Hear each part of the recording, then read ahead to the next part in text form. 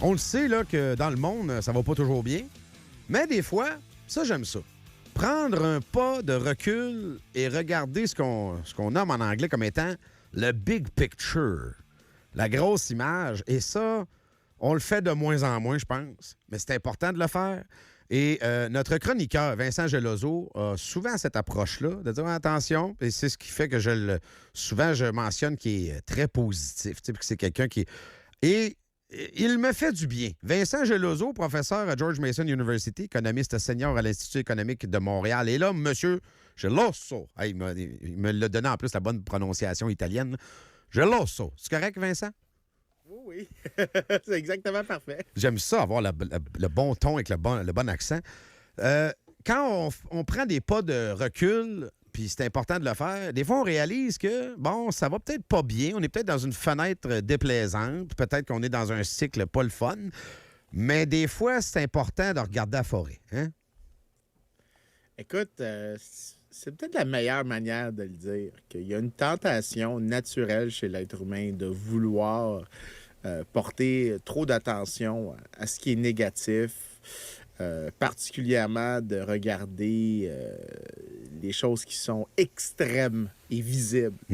Mais les choses qui sont positives et qui font partie de notre quotidien sont beaucoup moins faciles à voir, de telle sorte même que des fois, on passe à côté de l'évident et de l'important, en fait, même pas juste l'évident, mais l'important. Puis le point de ce que moi je voulais parler aujourd'hui, c'est que ça fait 2 années de suite qu'avec une de mes collègues, Chelsea Follett, puis l'Institut Cato aux États-Unis, on sort une étude qui étudie un indice qui s'appelle l'indice du progrès humain, qui mesure l'espérance de vie, la scolarité, la mortalité infantile, la mortalité venant de la pollution atmosphérique, le revenu, l'éducation, Un genre de... l'accès Est-ce que je pourrais dire un genre de bulletin de l'humanité? Oui, ben écoute, quand on dit human progress en anglais, tu pourrais dire l'épanouissement humain, la qualité de vie. Tu sais, t'as tes matières, là, tu sais, mortalité infantile, éducation, si, ça, puis là, on fait des notes, là, tu sais, on regarde, on passe ça au peigne fin. C'est un peu ça? Exactement. Donc, l'idée ici, c'est que c'est quelque chose qui parle pour pas mal toutes les dimensions possibles de ce que tu pourrais appeler une vie qui vaut la peine d'être vécue. Ouais. Donc, tu sais, si je disais, JC ou Patricia, je vous donne un revenu qui est infini, là, pour exagérer, mais t'es dans une santé absolument atroce, puis t'as aucune alphabétisation, tu sais pas lire, mais ton revenu va pas aller aussi loin parce qu'il te manque d'autres dimensions d'une bonne qualité de vie. Alors, nous, ce qu'on dit, c'est prenons toutes les dimensions ensemble et essayons de les mesurer, puis il y a des méthodes statistiques pour agréger ça, puis ce qu'on va faire, c'est qu'on va regarder, est-ce que le progrès humain augmente? La réponse, c'est oui, de beaucoup. Donc, relativement à 1990, il est entre 33 puis 42 % plus élevé. Mais plus important encore, ce qu'on a fait, puis ça, c'est notre innovation à nous, c'est qu'on a dit, bien, on va tenir compte aussi des inégalités globales dans le progrès humain. Donc, c'est-à-dire, est-ce qu'il y a...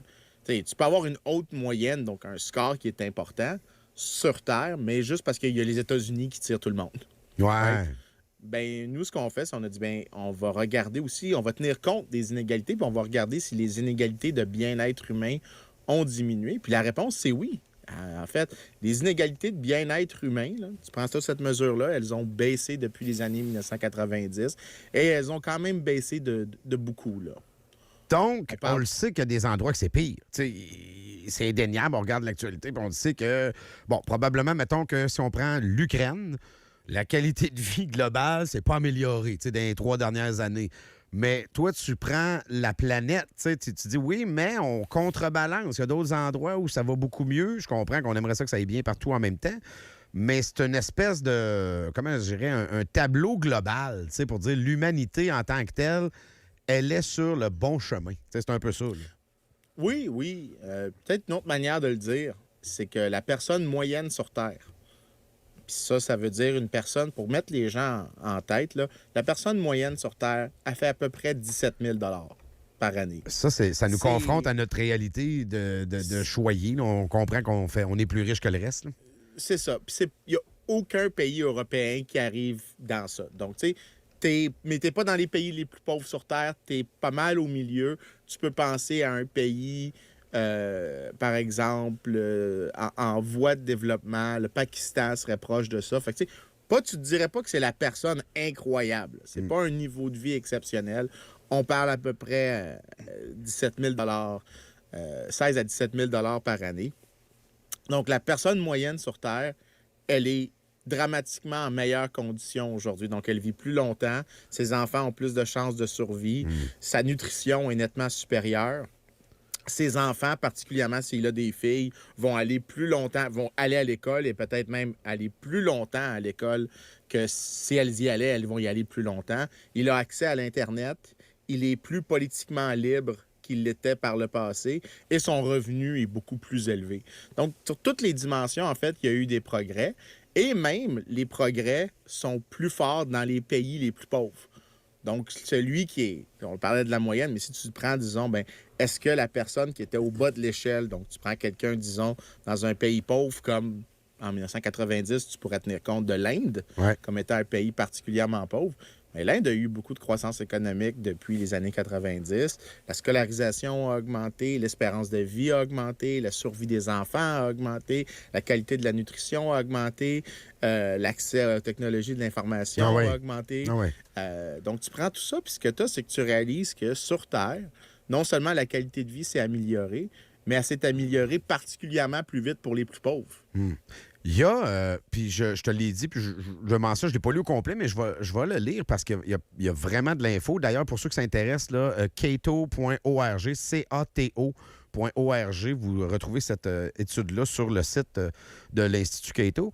Puis je regardais, ça peut paraître bizarre, puis d'ailleurs, je vais te demander pourquoi vous avez rentré ça dans l'analyse.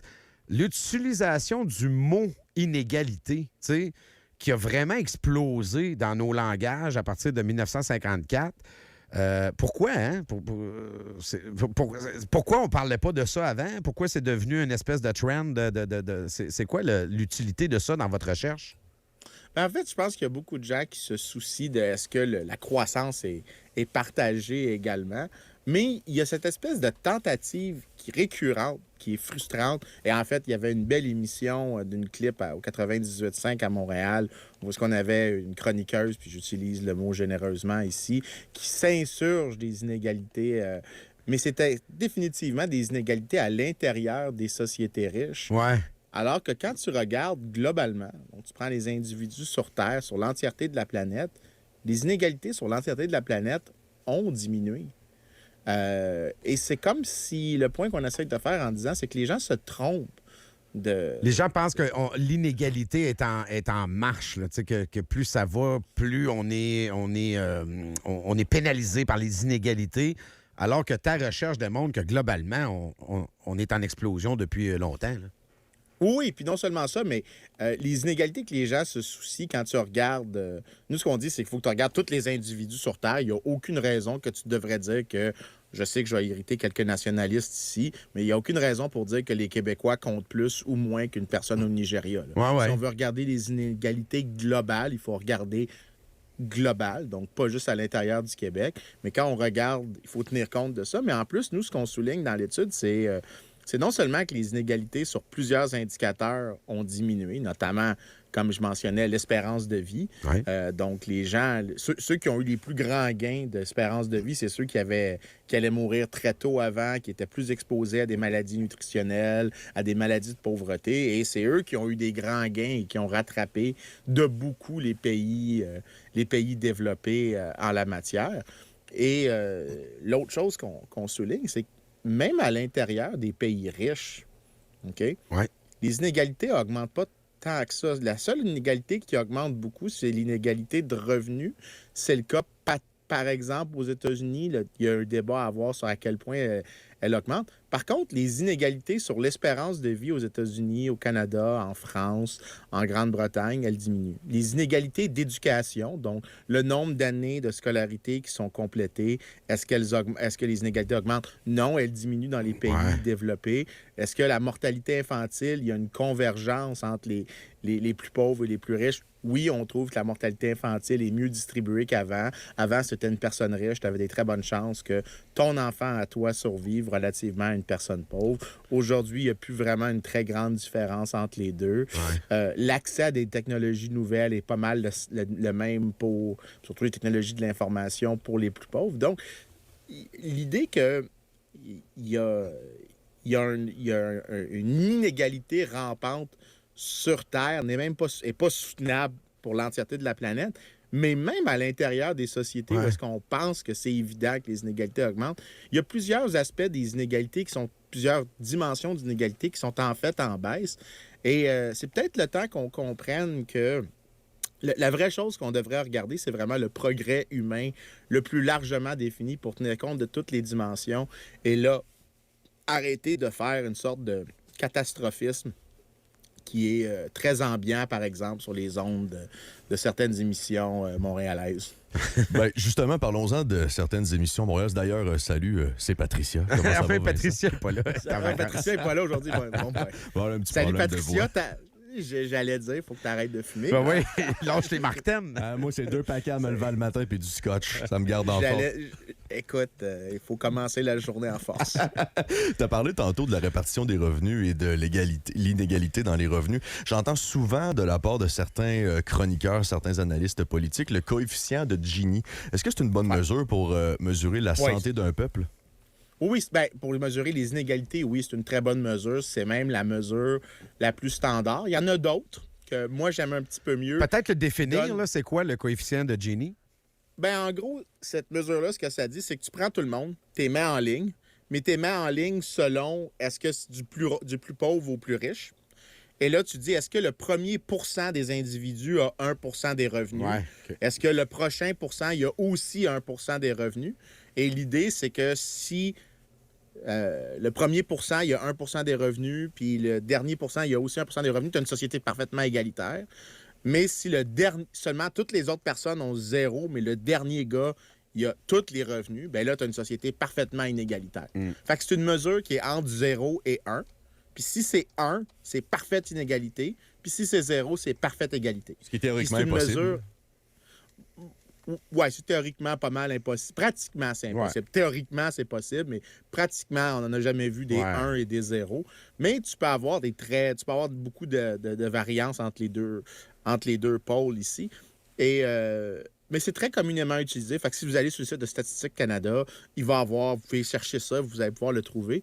Mais quand tu mentionnes ça, puis nos émissions montréalaises, je me souviens, en fait, d'une conversation il y a quelques années où est-ce que Gérald Filion était en débat avec Martin Coiteux à l'époque, juste un peu avant qu'il se présente pour le Parti libéral du Québec. Et Gérald Filion répétait la vieille mention que les inégalités ont augmenté, les inégalités ont augmenté.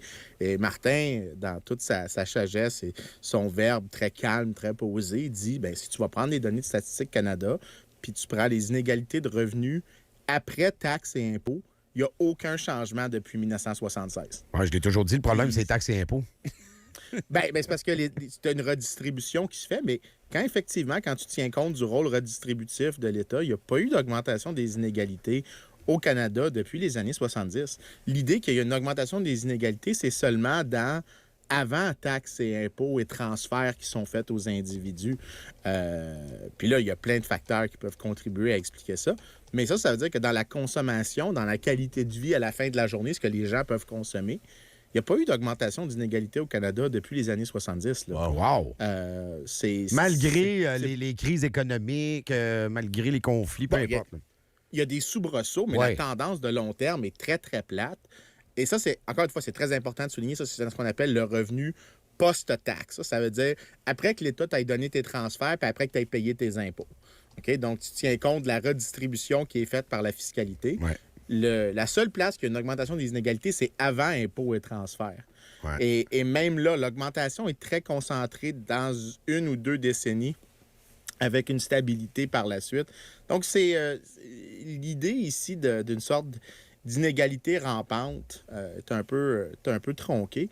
Puis je rajoute une petite chose que je pense le point de l'étude qu'on essaie de souligner, c'est que le progrès humain, c'est pas tant à propos des inégalités que c'est à propos de l'amélioration absolue de la qualité de vie. Puis ça veut dire, largement combattre la pauvreté sur toutes ses dimensions. Puis ça ne veut pas juste dire que la personne est capable de se nourrir puis de se loger, mais on veut aussi qu'elle ait accès à une éducation, on veut que son environnement soit propre, on veut qu'elle ait des libertés politiques, on veut qu'elle puisse vivre longtemps, on veut que ses enfants puissent survivre à la jeune enfance, on veut tenir compte de tous ces éléments-là qui font les différentes dimensions de la qualité de vie. Et nous, on dit, en fait, quand tu te concentres sur la réduction de la pauvreté dans toutes ces grandes dimensions, tu vas avoir un monde qui est nettement meilleur. Ouais. Puis si tu te concentres sur les plus pauvres, par accident, tu vas avoir moins d'inégalités. Tu sais, j'ai l'impression que de ce temps-là, puis les gens commentent en même temps, puis c'est bien, on participe à une bonne discussion, là, mais tu sais, des fois aussi, je me demande, puis je sais pas comment vous pourriez, c'est vous autres, les économistes, là, mais tu sais, j'ai l'impression que le gros problème présentement, c'est un problème de paix sociale. Tu sais, il y a beaucoup de clivages, il y a beaucoup d'idéologies, de silos, de gens qui se radicalisent, puis ça vient jouer sur la paix, sur la qualité de vie, disons, sans jouer dans les secteurs que tu viens de nous nommer. C'est parce que ça serait peut-être une autre étude. Le bonheur humain, là, c'est peut-être autre chose, mais je sais pas comment vous pourriez faire, mais il faudrait quasiment l'intégrer dans la recherche. T'sais. En fait, toutes les dimensions qu'on parle ont une relation à ce qu'on appelle la satisfaction de vie. Donc, c'est implicitement inclus dans ce qu'on fait. Mais je te dirais que le malaise que les gens ont, il y a deux dimensions.